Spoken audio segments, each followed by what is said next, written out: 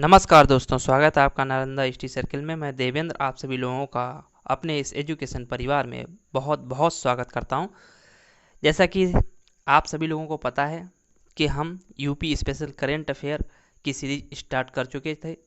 इस सीरीज के स्टार्ट करने में उसके 2 सेशन हो चुके हैं और मैंने बोला था कि जनवरी 2020 से इस सेशन की शुरुआत हो रही है। तो हमने जनवरी का करंट अफेयर लिया था और हमने बोला था कि ये 3 सेशन में ख़त्म हो जाएगा। तो ये लास्ट सेशन है जनवरी के यूपी स्पेशल करंट अफेयर का। इसके बाद हम जनवरी के यूपी स्पेशल करंट अफेयर को माइंड अप करेंगे। इसके बाद मूव ऑन करेंगे फरवरी के यूपी स्पेशल करंट अफेयर पर, ठीक है ना। तो और हाँ, आज इस करंट अफेयर सेशन के साथ साथ आपके लिए एक बहुत महत्वपूर्ण सूचना ये है कि अब हम लोग जो है नेशनल और इंटरनेशनल इवेंट के बारे में भी आपके साथ चर्चा करेंगे।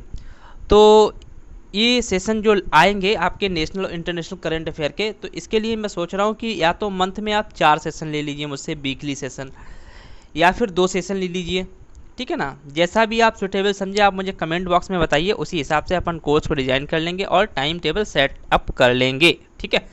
चलिए अब ज़्यादा टाइम ना लेते हुए हम सीधे आज के सेशन पर चलते हैं और देखते हैं आज के कौन से क्वेश्चन बहुत ही इंपॉर्टेंट हैं, उसके बारे में डिस्कस करते हैं। तो पहला क्वेश्चन हमारा सौरभ चौधरी जी को लेके। सौरभ चौधरी के बारे में हमने पिछले सेशन में डिस्कशन किया था कि ये मेरठ के रहने वाले हैं और 10 मीटर एयर पिस्टल में इन्होंने अवार्ड जीता है। कौन सा? गोल्ड मेडल जीता है। तो इन्हीं सौरभ चौधरी को फिक्की और ESPN ने क्या किया है, साल का सर्वश्रेष्ठ पुरुष खिलाड़ी का अवार्ड दिया है, ठीक है ना।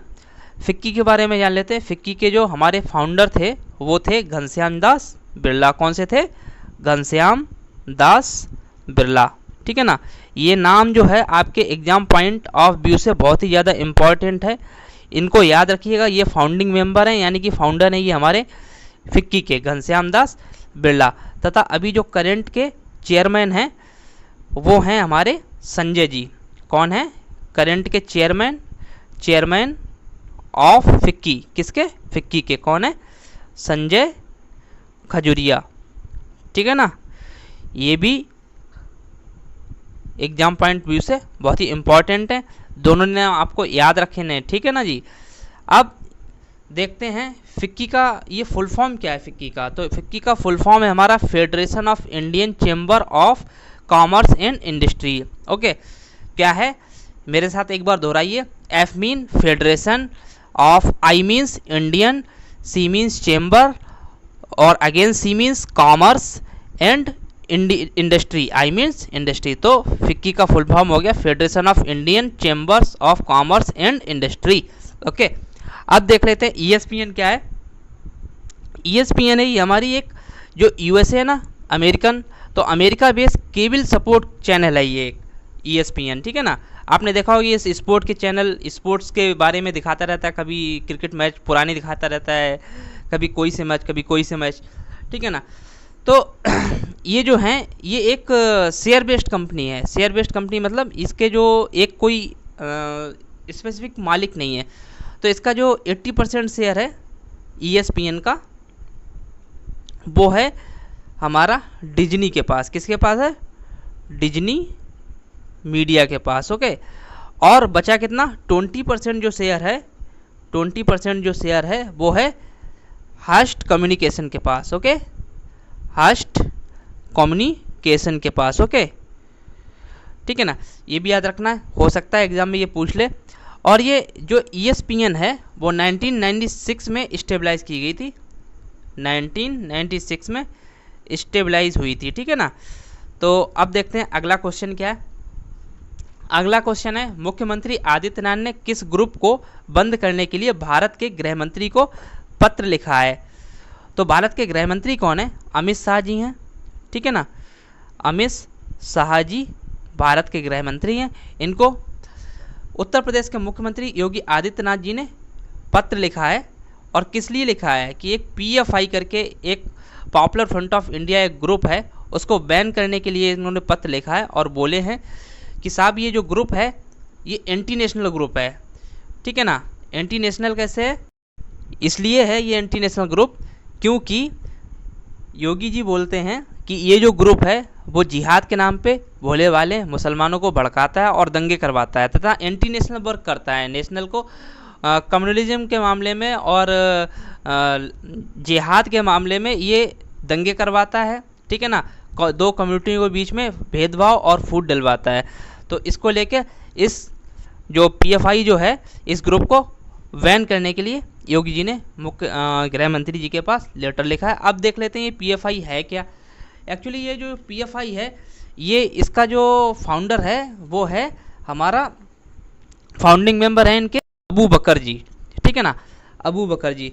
ओके, और ये जो पीएफआई का फाउंडेशन डे है 17 फरवरी 2007 को वो ये बनाया गया था। ये किस लिए बनाया गया था, ये एक्चुअली इस जो मुस्लिम कम्युनिटी है वो बहुत ही बैकवर्ड है सोशियोलॉजी इकोनॉमिक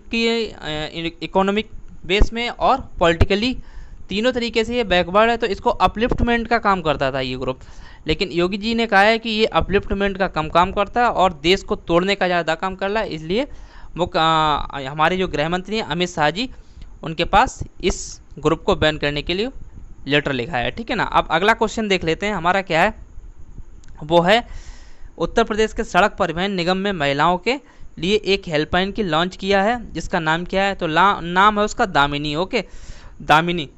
तो दामिनी से आप याद कर लीजिए, दामन में दाग नहीं लगने देंगे। क्या याद करना है दामिनी से, दामन में दाग नहीं लगने देंगे। तो दामिनी के तहत ही यूपी में 218 फास्ट ट्रैक कोर्ट्स भी बनाए जाएंगे। दामिनी जो है तो जो लेडीज़ों को असॉल्ट का सामना करना पड़ता है, तो उन असॉल्ट को जो इसमें हम फास्ट ट्रैक कोर्ट में बहुत कम समय में हम किसी डिसीजन पे और किसी मुकदमे की बाइंड अप कर लेंगे तथा विक्टिम और ये जो भी तुम्हारा भी आरोपी होगा उसको जल्द से जल्द सज़ा मिल जाएगी। तो इसमें देख लेते हैं कि जो कोर्ट हैं वो किस तरीके से सेटअप किए गए हैं। तो यूपी में 218 फास्ट ट्रैक कोर्ट सेटअप किए गए हैं, जिनमें से 144 जो हैं वो रेप के लिए, यानी कि जो रेप के विक्टिम होंगे या फिर जो सेक्सुअल असॉल्ट या हरासमेंट के विक्टिम होंगे उनके केसेस में सुनाई होगी और जल्द से जल्द इन केसों पे सुनवाई होकर उनके डिसीजन पे पहुंचा जाएगा, ठीक है ना। और बाकी जो 74 केसेस कोर्ट हैं, फास्ट ट्रैक कोर्ट हैं, वो पॉक्सो एक्ट के तहत जितने भी मुकदमे हैं उनकी सुनवाई करेगा, ठीक है ना। पॉक्सो एक्ट के लिए जितने भी मुकदमे पड़े हुए हैं उनकी जल्द से जल्द सुनवाई करके उनकी डिसीजन पे पहुंचेगा। तो ये पॉक्सो होता क्या, पॉक्सो होता है protection of the children for sexual offence, ठीक है ना। तो बच्चों के साथ जो भी छेड़खानी होती है, सेक्सुअल ऑफेंस होते हैं या उनके साथ जो भी सेक्सुअल हरासमेंट होता है, उनको लेके जो केस सुनवाई होती है वो 74 फास्ट ट्रैक कोर्ट में होगी, ठीक है ना। अब देखते हैं क्या हुआ है। नोएडा जो है वो डिस्ट्रिक्ट नहीं है, ठीक है ना। नोएडा और ग्रेटर नोएडा और उसके अगल बगल के कुछ गांव हैं उनको मिला के गौतम बुद्ध नगर जो है वो डिस्ट्रिक्ट बनाई गई है, ठीक है जी। गौतम बुद्ध नगर डिस्ट्रिक्ट में और एक काम हो रहा है, गौतम बुद्ध नगर डिस्ट्रिक्ट में जेवार हवाई अड्डे का निर्माण हो रहा है। किसका निर्माण हो रहा है, जेवार हवाई अड्डे। और दूसरी चीज़ जो है इसका निर्माण कर रहा है ज्यूरिक एयरपोर्ट इंटरनेशनल, ठीक है ना। तो ज्यूरिक एयरपोर्ट इंटरनेशनल इस हवाई अड्डे को बनाएगा। ज्यूरिक कहाँ है, ज्यूरिक है स्विट्जरलैंड में। कहाँ है, स्विट्जरलैंड में। ओके, स्विट्जरलैंड में ज्यूरिक है और ज्यूरिक ही में ही हमारा जो फीफा है ना, फीफा का हेड क्वार्टर है। ओके, याद रखना, ये फुटबॉल एसोसिएशन का बहुत बड़ा एक ग्रुप है, यही फुटबॉल वर्ल्ड कप आयोजित करवाता है। तो इसका हेड क्वार्टर जो है वो ज्यूरिक में है, ठीक है। और आगे देखते हैं अगला क्वेश्चन। अगला क्वेश्चन है, उत्तर प्रदेश सरकार ने नौगढ़ रेलवे स्टेशन का नाम क्या कर दिया है। तो नौगढ़ रेलवे स्टेशन का नाम बदलकर कर दिया उत्तर प्रदेश सरकार ने सिद्धार्थनगर रेलवे स्टेशन। ओके, तो इसी के साथ साथ कई जगह के नाम चेंज किए हैं।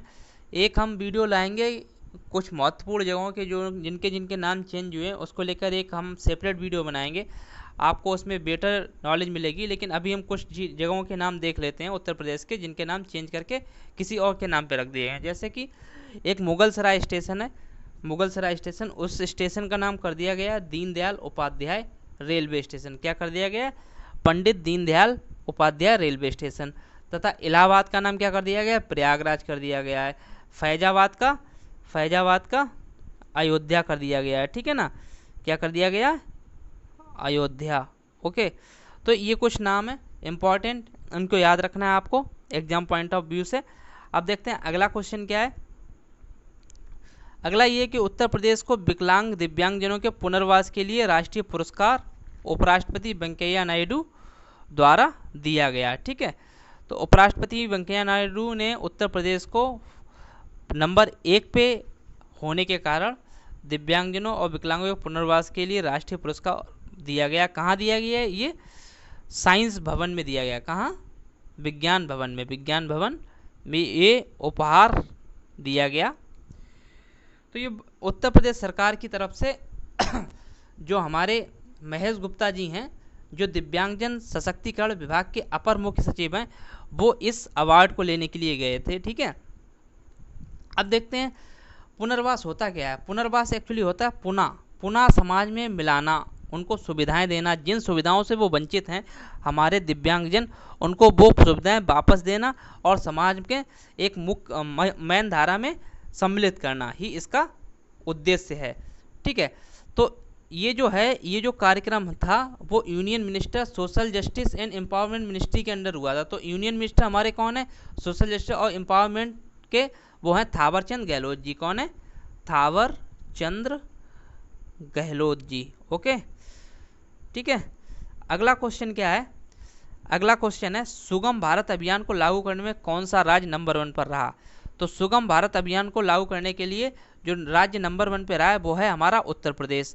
और ये सुगम भारत अभियान क्या है, सुगम भारत अभियान वो है जो फिजिकल हैंडीकेप्ड जो हैं, यानी कि जो दिव्यांग लोग हैं, उनके लिए जितने भी सरकारी भवन हैं, सरकारी भवन हो गए, कोई भी मोनूमेंट हो गया, कोई भी ऐतिहासिक या पुरातात्विक जगह हो गई, या कोई भी जैसे ताजमहल हो गया, या ऐसे कई जो हैं जो हिस्टोरिकल प्लेसेस हैं, वहाँ पर इनके आने जाने की सुविधा करना तथा वहाँ इनके प्रसाधन की सुविधा करना विकलांगों के लिए और या दिव्यांगजनों के लिए। तो ये सारी सुविधाएं हमारे रेलवे स्टेशन पे करना, एयरपोर्ट्स पे करना, पब्लिक ट्रांसपोर्ट में करना, तो इन सब चीज़ों के लिए ये स्कीम चलाई गई थी, ये अभियान चलाया गया था। इसमें भी उत्तर प्रदेश जो है नंबर 1 पे रहा है, ठीक है। अब देखते हैं अगला क्वेश्चन क्या है। अगला क्वेश्चन है किस प्रकार से उद्योग लगाने पर उत्तर प्रदेश सरकार 25% सब्सिडी और फुल स्टैम्प ड्यूटी माफ़ कर दी जाएगी। तो भैया ऐसा है कि उत्तर प्रदेश सरकार ने ये बोला है कि हमारे राज्य में अगर कोई जो डिफेंस इंडस्ट्री है, कोई डिफेंस इंडस्ट्री का मतलब है कि जो डिफेंस के लिए काम करेगी, डिफेंस के लिए अगर कोई ड्रेस सिलता है इंडस्ट्री है, कोई कपड़ा बनाता है वो इंडस्ट्री है, या कोई गन बनाता है, ऐसे कोई भी चीज़ जो डिफेंस के लिए यो बनाएंगे, तो ऐसी इंडस्ट्री को हम 25% तो सब्सिडी देंगे और उसकी जो स्टैंप ड्यूटी होगी वो फुल माफ़ कर देंगे। स्टैंप ड्यूटी वो होती है जो सरकारी कागजात होते हैं ना, सरकारी कागजात पे जो ड्यूटी हमको टैक्स देना पड़ता है, वो होती है स्टैंप ड्यूटी। तो उस स्टैंप ड्यूटी से एकदम फ्री कर दिए जाएंगे वो इंडस्ट्री, तथा 25% सब्सिडी दी जाएगी। अब देख लेते हैं सब्सिडी 2 तरह की होती है। कितने तरह की होती है सब्सिडी? 2 तरह की होती है भैया। एक तो होती है डायरेक्ट, देख लो, और एक होती है इनडायरेक्ट, ठीक है। इनडायरेक्ट, डायरेक्ट में क्या क्या आता है, डायरेक्ट में अगर कैश कोई दे दे सब्सिडी के नाम पे, कोई कैश आपके अकाउंट में ट्रांसफर, जैसे अभी गैस सिलेंडर जो आते हैं, तो अपने एलपीजी गैस सिलेंडर आते हैं, तो एक पैसा जमा करने के बाद हमारे अकाउंट में एक सब्सिडी आती है, वो डायरेक्ट सब्सिडी है, ओके। और क्या होता है, और जो होता है तुम्हारा इंटरेस्ट फ्री लोन हो गया, वो डायरेक्ट सब्सिडी में हो गया, ठीक है ना। इंटरेस्ट फ्री लोन मतलब कोई इंटरेस्ट ही नहीं लगेगा, तो ये डायरेक्ट सब्सिडी में आ गया। इनडायरेक्ट सब्सिडी में क्या आता है, टैक्स ब्रेक्स, मतलब टैक्स को क्या कर देंगे हम, लो कर देंगे, कम कर देंगे टैक्स, ठीक है ना, समझ आया ना, टैक्स को कम कर देंगे। और इंश्योरेंस, किसी भी एम्प्लॉय के लिए इंश्योरेंस करवा देना कि भैया फ्री इंश्योरेंस है, तो इंश्योरेंस, ठीक है।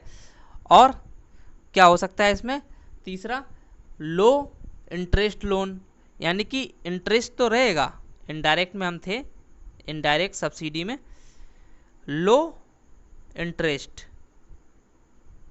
लोन, मतलब कि 12% पर ईयर के ब्याज चल रहा है तो तुम्हें 7% में मिल गया, या 3% पे मिल गया या 2% पे मिल गया ब्याज पे, वार्षिक ब्याज पे, तो ये हो गया हमारा लो इंटरेस्ट लोन, ठीक है ना। रेंट रिवेट्स, तो रेंट रिवेट्स मतलब हो गया तुम्हारा, ये भी इनडायरेक्ट सब्सिडी है। रेंट रिवेट मतलब कि अभी दिखा सरकार को कि भैया रेंट जो है वो 5,000 है, तो ऐसा करो कम कर दो, तो कट करके क्या कर दिया उन्होंने, 2,000 कर दिया, तो इसे बोलते हैं रेंट रिवेट, ठीक है ना। तो ये किस में आता है, इनडायरेक्ट सब्सिडी में आता है, ठीक है ना। आई होप कि आप लोगों को सब्सिडी के बारे में अच्छे से पता चल गया होगा। कितने टाइप की है, 2 टाइप की होती है, डायरेक्ट सब्सिडी और इनडायरेक्ट सब्सिडी, ठीक है ना। सब्सिडी और स्टैम्प ड्यूटी के बारे में मैंने चर्चा की यहाँ पे। अब देखते हैं अगला क्वेश्चन क्या है, किस राज्य को सड़क परिवहन निगम ने क्रेडिट कार्ड से टिकट खरीदने का तरीका अपनाया है, तो वो है हमारा उत्तर प्रदेश, ठीक है साहब। ये क्रेडिट कार्ड को सेंस करने के लिए एक मशीन रहेगी अब कंडक्टर का, एंड्रॉयड इलेक्ट्रॉनिक टिकटिंग मशीन जिसे बोलेंगे। एंड्रॉयड कौन सी मशीन रहेगी, एंड्रॉयड इलेक्ट्रॉनिक टिकटिंग मशीन, ठीक है साहब। तो इसमें क्या रहेगा, आप क्रेडिट कार्ड अपना दे दो, वो स्कैन कर लेगा, इसके बाद आप घर जाके आराम से पे कर दे सकते हैं, कोई दिक्कत नहीं है, ठीक है ना। तो ये हमारा उत्तर प्रदेश है जिसने ये इनिशिएटिव लॉन्च किया है फर्स्ट टाइम। अब देखते हैं अगला क्वेश्चन क्या है कि भारत में ट्रांसजेंडर यूनिवर्सिटी जो है वो किसने बनवाई है, वो किसने बनवाई है और कहाँ बनी है, तो वो बनी है हमारी कुशीनगर में। उत्तर प्रदेश जो है वहाँ का एक जिला है कुशीनगर, वहाँ पे इस यूनिवर्सिटी का निर्माण हो रहा है। इस यूनिवर्सिटी में जो है क्लास 1 से लेके यूजी हो गया, पीजी हो गया, पीजी से लेके पीएचडी तक ये सारे कोर्स करवाए जाएंगे ट्रांसजेंडर्स को। इससे क्या होगा फ़ायदा कि हमारे ट्रांसजेंडर कम्युनिटी है उसका अपलिफ्टमेंट होगा, वो लोग आगे बढ़ेंगे, सरकारी नौकरियों में आएंगे और एक इज्जत के साथ जीना स्टार्ट कर देंगे, ठीक है ना। अब देखते हैं जो यूनिवर्सिटी है ये बनवाई किसने, इसको बनवाया अखिल भारतीय किन्नर शिक्षा सेवा ट्रस्ट ने, ठीक है। इसको याद रखना, ये हो सकता है एग्जाम में आ जाए। तो इसको बनवाया है हमारी यूनिवर्सिटी को, ट्रांसजेंडर यूनिवर्सिटी जो कि कुशीनगर में है, उसको बनवाया है अखिल भारतीय किन्नर शिक्षा सेवा ट्रस्ट ने। और इस शिक्षा सेवा ट्रस्ट के जो हेड हैं उनके बारे में जान लेते हैं, वो हैं कृष्ण मोहन मिश्रा जी। कौन है, कृष्ण मोहन मिश्रा जी, ठीक है ना। इनका नाम पूछा जा सकता है कि उन्होंने एक बहुत बड़ा काम किया है ट्रांसजेंडर कम्युनिटी के लिए, उनके अपलिफ्टमेंट के लिए, ठीक है ना। तो और ये जो है एनजीओ है, नॉन प्रॉफिट ऑर्गेनाइजेशन है, 2017 में ये बना था, ठीक है ना। ट्रस्ट जो है 2017 में बना था और इसका हेड क्वार्टर भी कहाँ है, हेड क्वार्टर है इसका कुशीनगर में, ठीक है ना। ओके, अब देख लेते हैं अगला क्वेश्चन क्या है। अगला क्वेश्चन है हमारा, the agriculture and processed food products export development authority ने भारत की शुद्ध सब्जियां उत्तर प्रदेश के बनारस शहर से दुबई समुद्र के रास्ते भेजा गया। तो ये था कि भारत के जो शुद्ध सब्जियां हैं वो उत्तर प्रदेश के बनारस शहर से कहाँ भेजा गया, समुद्र के रास्ते दुबई भेजी गई, ठीक है ना। इसके साथ साथ हम बताते हैं कि जो उत्तर प्रदेश था पहले सब्जियों, हरी सब्जियों के मामले में नंबर 1 पे था, लेकिन अभी जो रिसेंटली है वो सब्जियों के मामले में नंबर 1 हो गया पश्चिम बंगाल, ठीक है ना। और फलों के मामले में नंबर 1 हो गया आंध्र प्रदेश, ठीक है ना। ये ध्यान रखना, हो सकता है इससे क्वेश्चन पूछ लिया जाए, ठीक है। अगला क्वेश्चन है हमारा, राष्ट्रीय गंगा परिषद की मीटिंग किस शहर में हुई, तो वो हुई है कानपुर में, ठीक है। कानपुर में ये राष्ट्रीय गंगा परिषद की मीटिंग हुई है और इस मीटिंग को जो हेड किया है वो हमारे हेड किया है पीएम मोदी जी ने, ठीक है ना, पीएम मोदी जी। और इस मीटिंग में जो भाग लेने वाले और मुख्यमंत्री थे वो उत्तराखंड के मुख्यमंत्री थे, बिहार के मुख्यमंत्री थे, ठीक है ना, उत्तर प्रदेश के मुख्यमंत्री थे।